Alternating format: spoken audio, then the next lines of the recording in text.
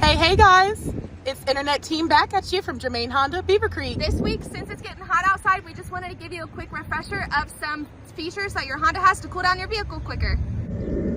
So the first thing you can do is use the remote start system. This does have a smart feature which will cool down your car if it's hot, and to use this, you click the lock button twice on your key fob, then click and hold that, and you see the lights flash, and your vehicle will start up.